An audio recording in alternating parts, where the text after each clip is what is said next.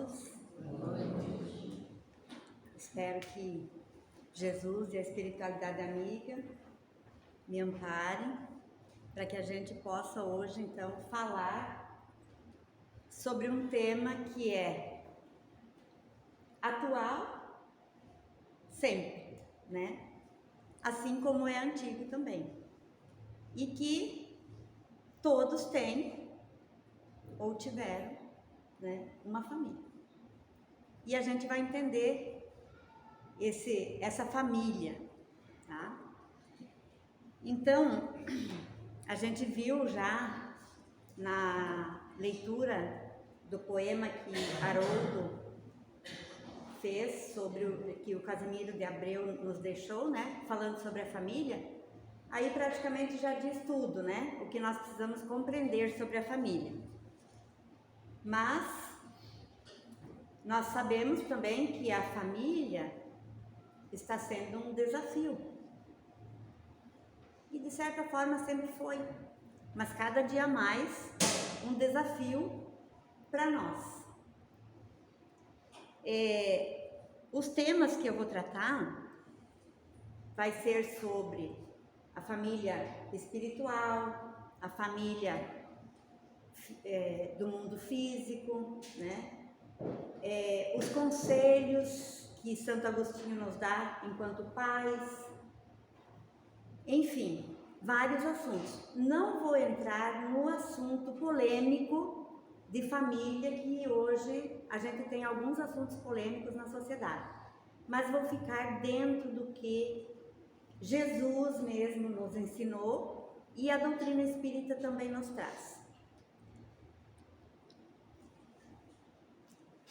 Então, começamos pensando aqui, observando, né, essa imagem, já dá para ter uma ideia, né, de como nós temos famílias enormes. Dentro da família nós temos diferentes atores, personagens, né, e de todas as tendências nós encontramos nas famílias. Tendências boas, tendências ruins, tendências agressivas, né?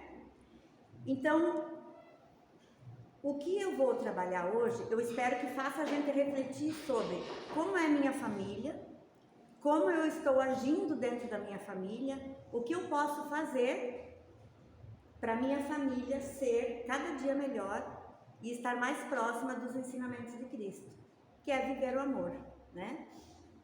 E também vou trazer um pouquinho sobre qual é a importância da família, porque a família é a primeira vivência coletiva que nós temos, quando nós nascemos, né?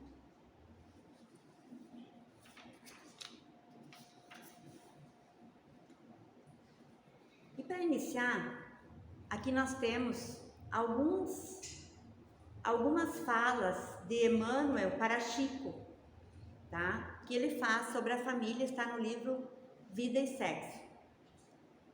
Então ele nos fala que de todas as associações existentes na Terra, excetuando naturalmente a humanidade toda, né? Nenhuma talvez mais importante em sua função educadora e regenerativa quanto a família. Então veja bem que essa já é uma dica do quanto nós temos responsabilidade dentro da família, né? Função educadora e regenerativa, a mais importante que nós temos, né? Se não a mais, de repente, uma das mais importantes. Então, nós devemos pensar que dentro da família nós temos a responsabilidade de educar, de dar exemplos de ética e moralidade, né? É fácil? Não. Ser exemplo não é fácil. E normalmente quando a gente amadurece para ser exemplo, nossos filhos já cresceram. Mas nunca é tarde para a gente repensar e mudarmos e sermos exemplos depois de maduros também, né? Nunca é tarde para começarmos. Depois ele nos fala também que a família terrestre é formada assim de agentes diversos, porquanto nela se encontram comumente afetos e desafetos, amigos e inimigos, para os ajustes e reajustes indispensáveis. Então, eu já até trabalhei um pouco sobre isso numa outra exposição que eu fiz, que às vezes a gente tem dentro da família alguém que parece que nos conectamos mais, né? Parece que tem um amor especial. E às vezes tem alguns membros da família que parece que a coisa não bate, né? Então, tendo esse conhecimento espírita, nós podemos trabalhar para que essa repulsa que às vezes eu sinto, esse sentimento de não amor, esse sentimento de intriga, que eu possa ir refletindo e todos os dias trabalhando isso dentro de mim e transformando isso em amor, né? E também, outra fala que Emmanuel nos traz é que o clã familiar envolve mais amplos conceitos de vivência coletiva, sob os ditames do aperfeiçoamento geral, conquanto seja sempre um educandário valioso da alma. Esse educandário da alma pede que nós sejamos o exemplo para os nossos filhos. Jesus, ele não apenas ensinou com palavras, ele ensinou sendo amor, sendo o exemplo de não agressividade, de caridade, de empatia, enfim, todas as palavras positivas que quisermos falar. Jesus foi esse exemplo. E nós, na família, temos esse convite de sermos esse exemplo para nossos filhos.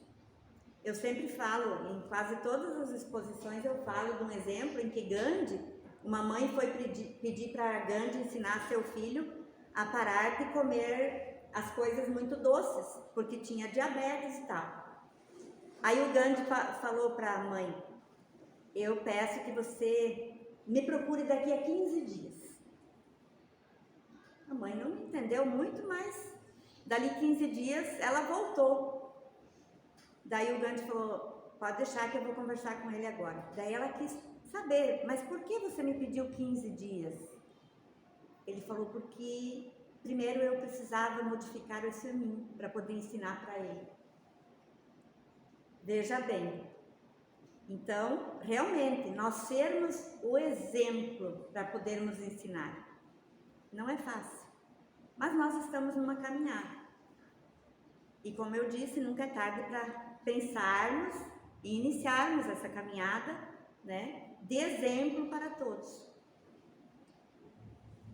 Continuando ainda, ele diz: temos dessa forma, no Instituto Doméstico, uma organização de origem divina, em cujo seio encontramos os instrumentos necessários ao nosso próprio aprimoramento para a edificação do mundo melhor. Então, é dentro da família que nós temos todos os instrumentos necessários para começarmos a transformação do mundo. Então, não preciso ir para o mundo fazer um alvoroço mundial para começar a transformação do mundo. Se eu começo, primeiramente dentro de mim, depois dentro da minha família, né?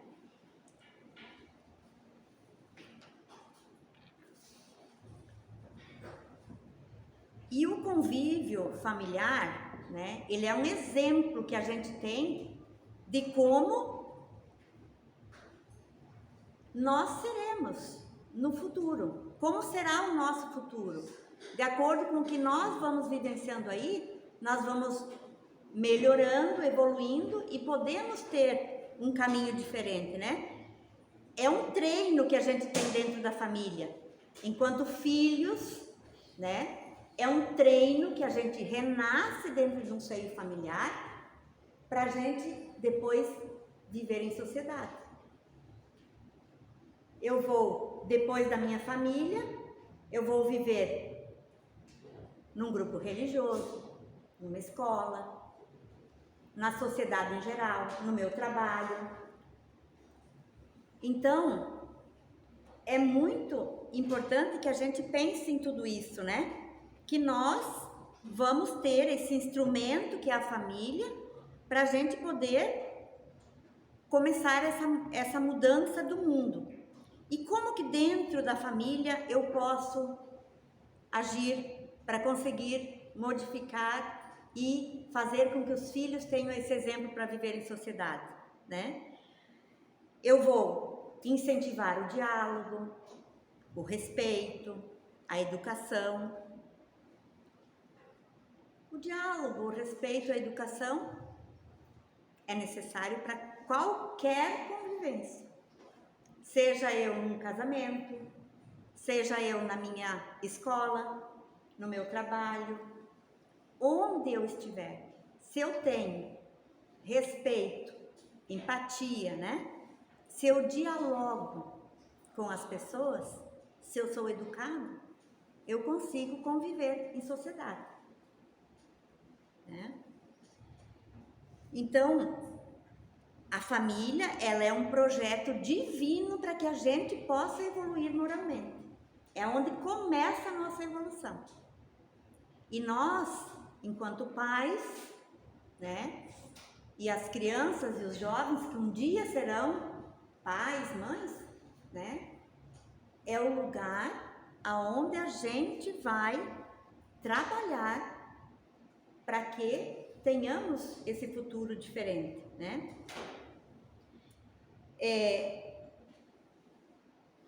Como que nós vamos preparar uma sociedade, um mundo diferente sem uma base em que tenha educação, amor e respeito? Não é possível, né? E hoje em dia nós temos uma grande dificuldade na sociedade, que é a questão de nós deixarmos os filhos, muitas vezes, sendo criados pelo computador, pelo celular, pela creche, por vários meios que não são muito corretos quando eu penso que eu não estou educando. Então tá, agora eu vou ter que largar tudo, meu trabalho, tudo, ficar em casa, não mandar mais para a creche. Não. O importante é que organizemos tempos bem atendidos, bem precisos, para que a gente esteja presente nesse momento com os nossos filhos. Que às vezes eu estou presente assim. Eu estou sentada no sofá assistindo meu jornal, minha novela, seja lá o que for, minha série, meu filho está do lado. Mãe, preciso de tal coisa. Fica quieto que agora está num momento importante. Isso não é estar junto com os filhos. E que fique bem claro que tudo que eu falo é porque primeiro quem tem que ouvir é meu ouvido. E como eu disse, normalmente a gente amadurece quando nossos filhos já são maiores, né? Então, criar um momento em que eu esteja presente com meu filho, conectado com meu filho. Se for 10 minutos, que sejam 10 minutos com ele, né? E se vocês quiserem, nós temos dentro da doutrina espírita, nós temos muita leitura a ser feita que nos mostra caminhos, né? Então nós temos Vereda Familiar, que tem textos muito importantes aqui, cartas para os pais, agora não pai e mãe, pai, carta para os pais, para os avós, tá? Tem aqui textos maravilhosos para a gente refletir, tá? Então, fica aí uma dica de leitura. Nós temos também a constelação familiar, ditado pelo espírito Joana de Ângeles, para Divaldo Pereira Franco. Nós temos, é o mesmo, só outra edição. Também do Divaldo, Vivências do Amor em Família, né? Do Raul Teixeira, Desafios da Educação. Educação dos Sentimentos, também muito interessante esse livro. Pais e Filhos, do Alberto Almeida. Do Rossandro, Help, Me Eduque, que é o que os nossos filhos pedem. Segundo estudos, os filhos que não são educados pelos pais não se sentem amados e virão consequências na vida adulta. Temos psicólogas aí que podem, de repente, me dizer se eu estou certa ou não, mas tem estudos que dizem que um filho que não tem o não dos pais e o sim dos pais não vai se sentir amado e vai enfrentar problemas.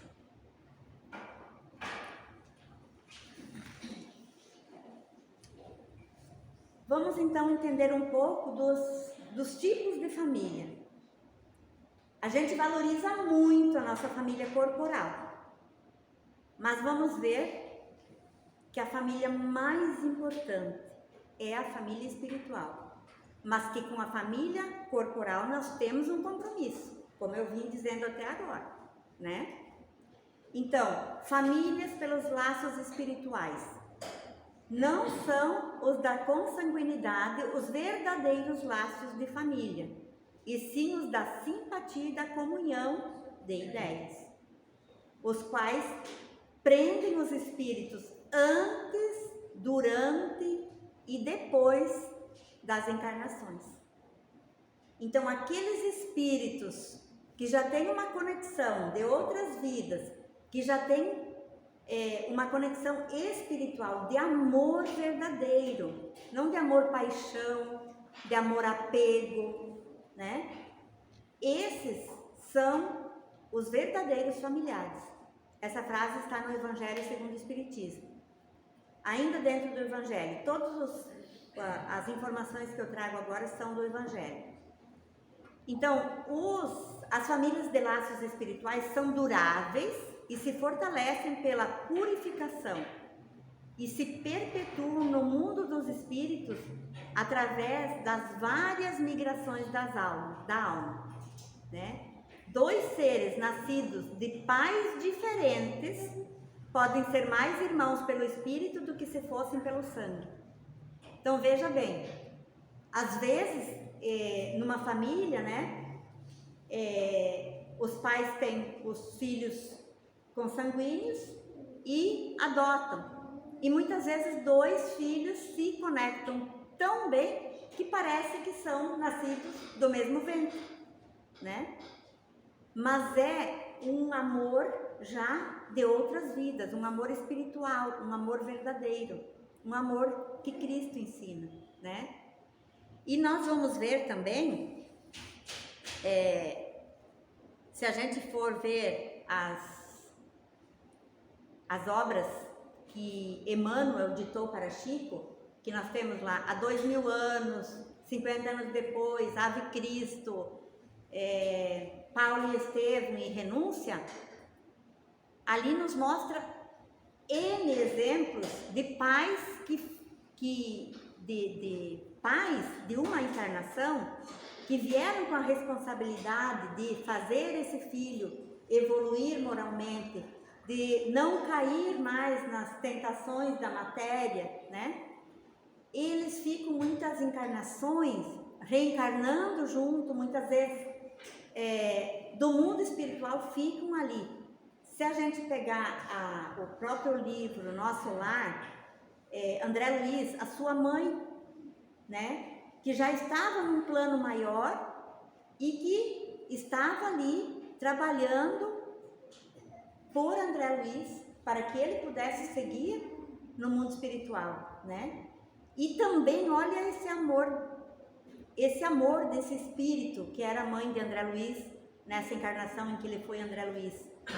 Ela estava fazendo um trabalho enorme para resgatar dos umbrais as amantes do seu marido e o seu marido.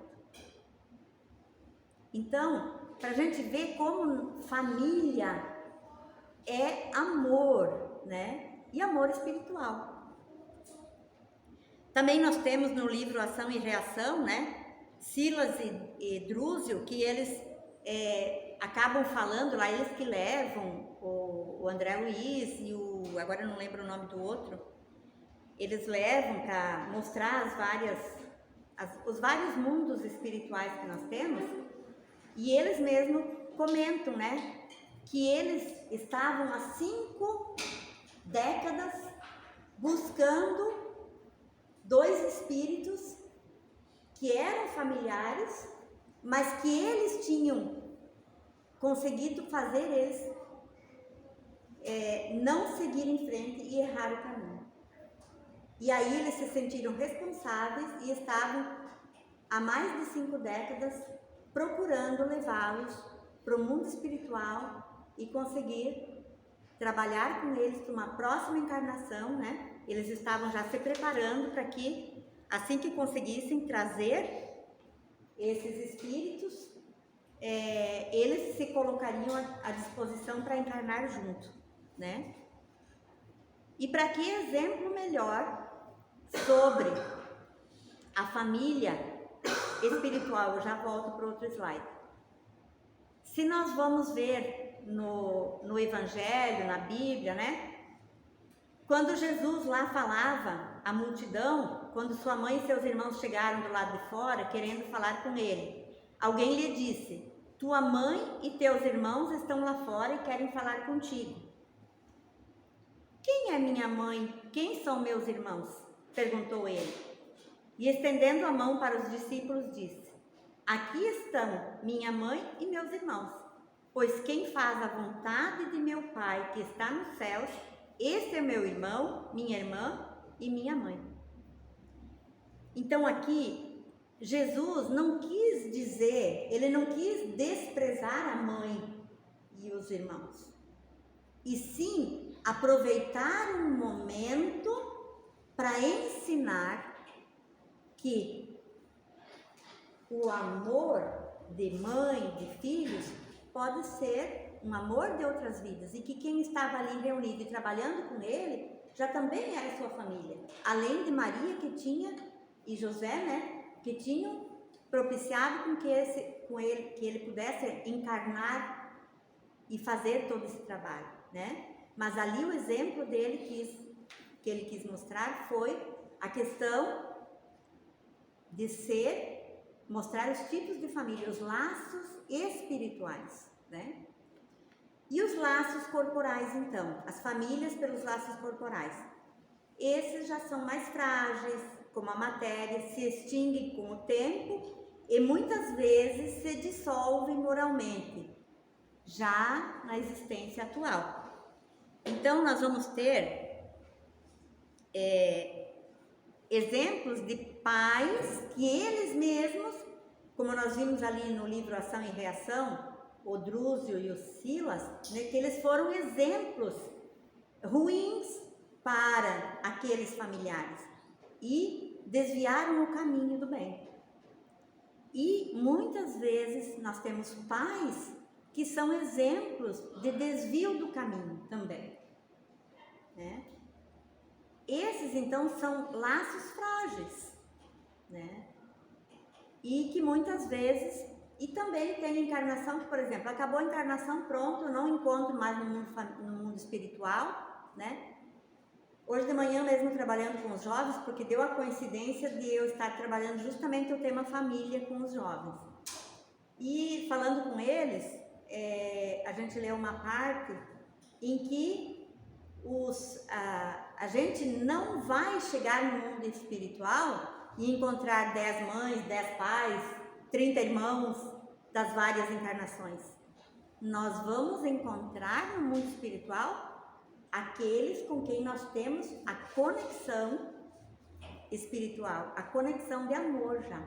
Então, muitas vezes, nós encarnamos numa família e seguimos em frente. No mundo espiritual não nos reencontraremos. Mas isso não isenta da nossa responsabilidade.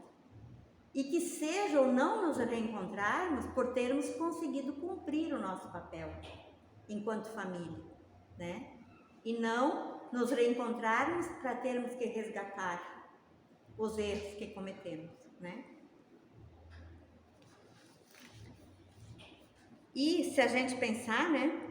Quando a gente pensa nas famílias dos laços corporais, a gente sempre tem um tal de uma palavra que é o nosso probleminha maior, que é o egoísmo.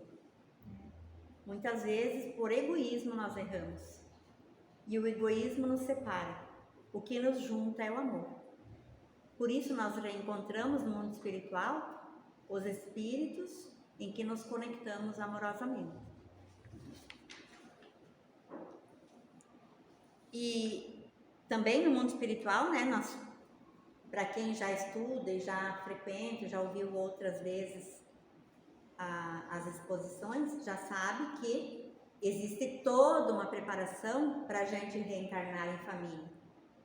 Eu até ia trazer um videozinho que é um humor espírita, mas não sei por que cargas d'água, essa noite eu sonhei que dizia, alguém me dizendo assim, tem gente que não gosta desse tipo de vídeo.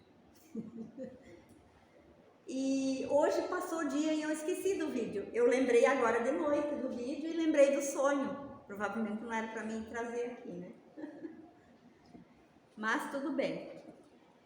Então, lá no mundo, eu lembrei agora porque justamente o vídeo que eu ia trazer era assim, um casal se preparando para voltar e receber um espírito, né? Que eles tinham assim, feito horrores e quando a menina chega ali ainda no mundo espiritual, né, para daí conversar e acertarem as coisas, a menina chega e fala pro outro, o espírito que trouxe ela, eu acho, e a mulher que quando reconheceu o espírito que ela tinha feito tanta maldade, ela puxa o cabelo para frente, né, e fica, e a menina começa a falar, mas eu acho que eu conheço essa pessoa, me é estranho. E aí quando o marido ali, né, faz ela erguer o cabelo, elas se reconhecem e aí ela não queria mais aceitar a reencarnação, o plano reencarnatório. Mas daí há todo um diálogo bem legal assim e aí conseguem seguir adiante com o planejamento dessa reencarnação.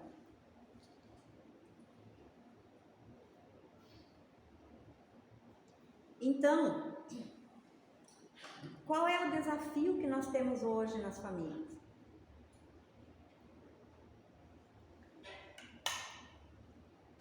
O desafio é que a gente leia o mundo atual com as leis do mundo espiritual, né?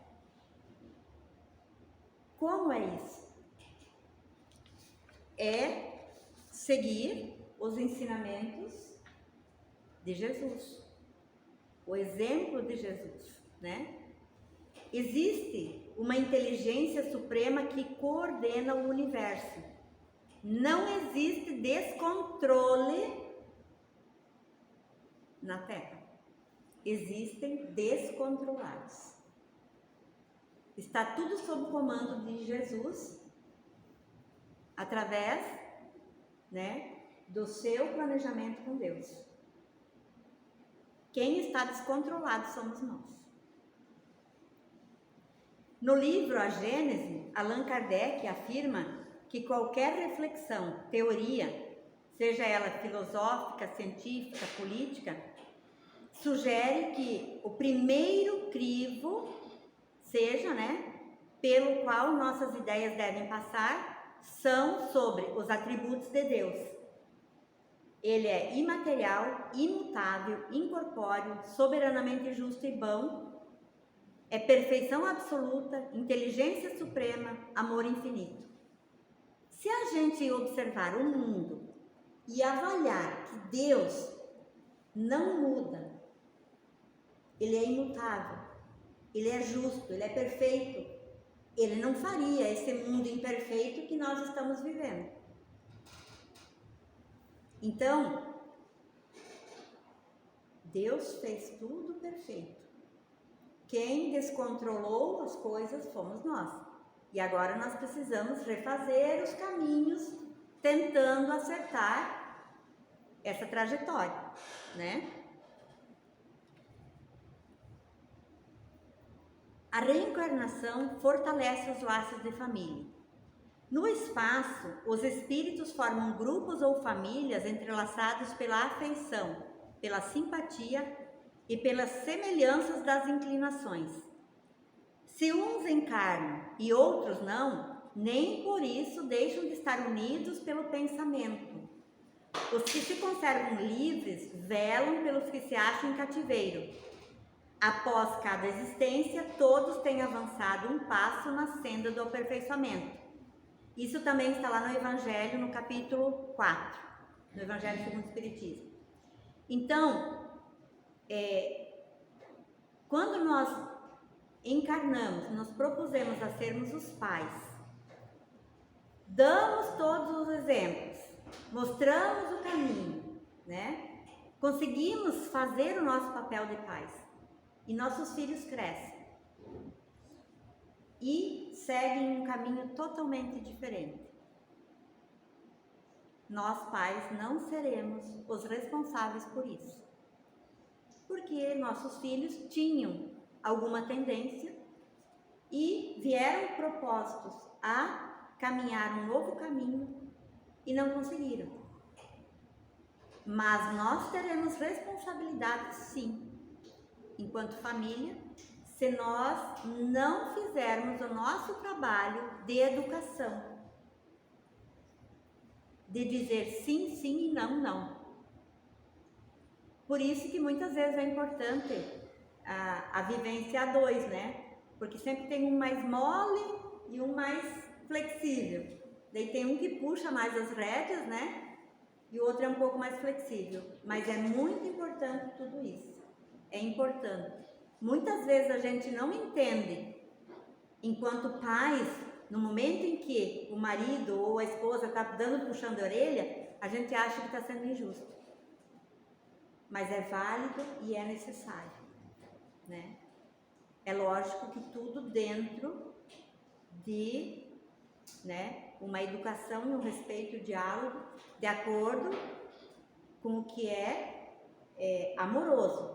E nada de agressividade, né? O amor real é entre as almas. Lá na questão 200 do Livro dos Espíritos, né? Allan Kardec pergunta: tem sexo os espíritos?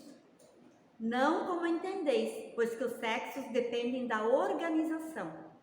Então nós reencarnamos conforme necessitamos. Em uma encarnação somos mulher, em outra encarnação somos homem, né? Então, reencarnamos de acordo com as nossas necessidades. Na questão 202, Kardec pergunta: quando errantes, o que prefere o espírito, encarnar em um corpo de homem ou de mulher? Isso pouco importa. O que o guia na escolha são as provas por que haja de passar. Então, de acordo com as nossas necessidades, nós vamos escolher o sexo que for necessário para a nossa encarnação, né?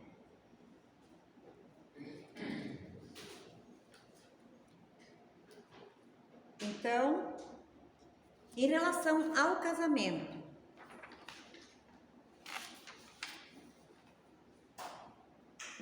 o que nos diz o Espiritismo? O casamento, ou a união permanente de dois seres, implica o regime de vivência pelo qual duas criaturas se confiam uma à outra no campo da assistência mútua.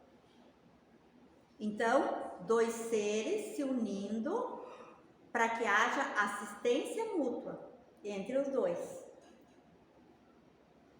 Essa união reflete as leis divinas que permitem que seja dado um esposo para uma esposa, um companheiro para uma companheira, um coração para outro coração, na criação e desenvolvimento de valores para a vida. Então, é para ser um relacionamento, dentro do casamento, um relacionamento amoroso, de que eu consiga ver o defeito do outro e entender esse defeito e trabalhar amorosamente para que eu consiga ter uma convivência e de repente ser o exemplo para que esse defeito se transforme. E também para entender dentro das virtudes do meu companheiro, da minha companheira, os pontos positivos e também modificar os meus, né? Então, é uma vivência de aprendizagem. Quando as obrigações mútuas não são respeitadas no ajuste, costuma gerar dolorosas repercussões na consciência, estabelecendo problemas kármicos de solução, por vezes muito difícil, porquanto ninguém fere alguém sem ferir a si mesmo. Então, muitas vezes, né, quando há uma dificuldade, um problema, né? Nós vemos hoje a questão do feminicídio. Isso vai trazer, né, questões kármicas e novas encarnações para que possamos reaprender, fazer novamente o caminho, né? E conseguir viver amorosamente. Não existem no mundo conjugações afetivas, sejam elas quais forem, sem razões nos princípios kármicos. Então veja bem, não existe no mundo conjugações afetivas, sejam elas quais forem, sem razões dos princípios kármicos. Então, se estamos unidos, é porque de alguma forma nós fizemos algum compromisso. Fizemos um compromisso de reajuste entre o casal ou de reajuste com os filhos, né? Então, pensemos nisso, né? E também, enquanto casal, muitas vezes, né, os pais imaturos acabam também fazendo com que o casamento, às vezes, se torne uma missão para ser vivida em outras encarnações, né?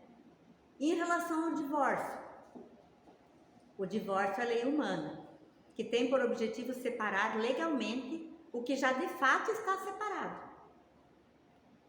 Não é contrário à lei de Deus, até porque o divórcio é uma lei humana. Deus não proíbe nada disso. É possível, porque quando você resolve fazer um divórcio, é porque, na verdade, essa união já está desgastada, né? Partindo do princípio de que não existem uniões conjugais ao acaso, que foi o que a gente viu antes, né? Sem um fim, o divórcio, a rigor, não deve ser facilitado entre as criaturas.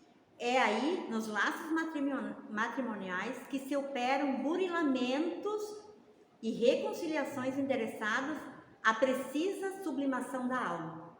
Então, que a gente procure, sim, antes da separação, do divórcio, que a gente procure no diálogo, na conversa, né, entender se existe uma possibilidade de continuidade. Porque se nós nos casamos com alguém, se nós nos unimos, e aqui quando eu falo casamento, é união, né? É união entre dois seres. Então, é porque a gente tem um propósito, né?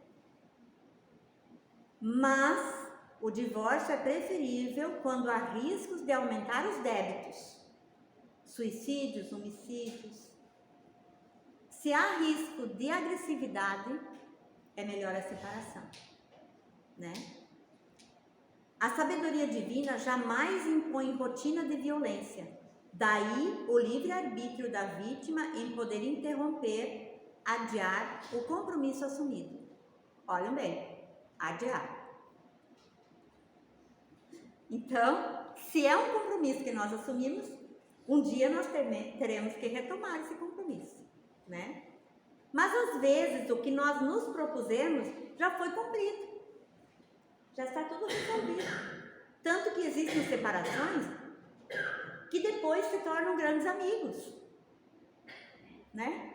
E aí a gente consegue até pensar de que realmente o compromisso já estava todo ajustado, já estava cumprido, né?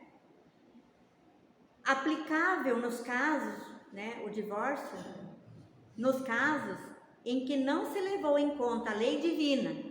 Exemplo, aqueles casamentos por atração física, por interesses materiais, né? Esses casamentos se desmancham rapidamente. Isso a gente pode ter certeza, né? Mas o que nós precisamos entender é que nós precisamos trabalhar com nossas crianças, com os nossos jovens, para que eles entendam que não é no primeiro obstáculo do casamento que deve haver a separação. E isso, se nós ensinamos diálogo, respeito, educação, né, eles vão conseguir fazer esse diálogo com seus companheiros, com suas companheiras, né, e tomar as decisões.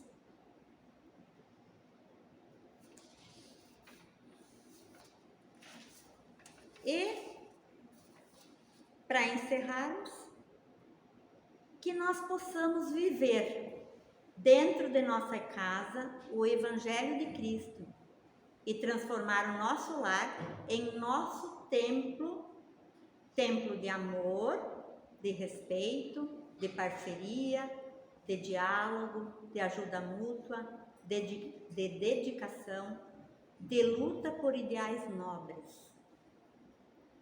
E quando falamos em transformar nosso lar em templo de amor, é além de viver o Evangelho de Cristo, pautar nossas ações com base na educação, em seu mais amplo sentido, educação intelectual, educação moral e principalmente educação espiritual. Só um pouquinho que eu vou ler o restante, que o meu slide aqui deu um probleminha. A educação é responsabilidade da família. Nós não podemos delegar a escola, a igreja, o centro espírita, a ninguém, a educação.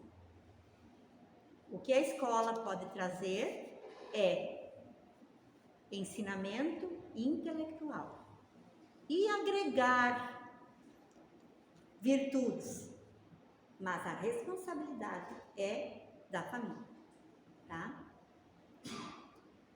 Então, que a nossa família seja, né, um centro de cooperação mútua, de escola de almas, de reencontro, e que a gente não perca essa oportunidade. Todos os dias, avaliemos as nossas atitudes e trabalhemos com Cristo para estarmos cada dia mais próximos dele.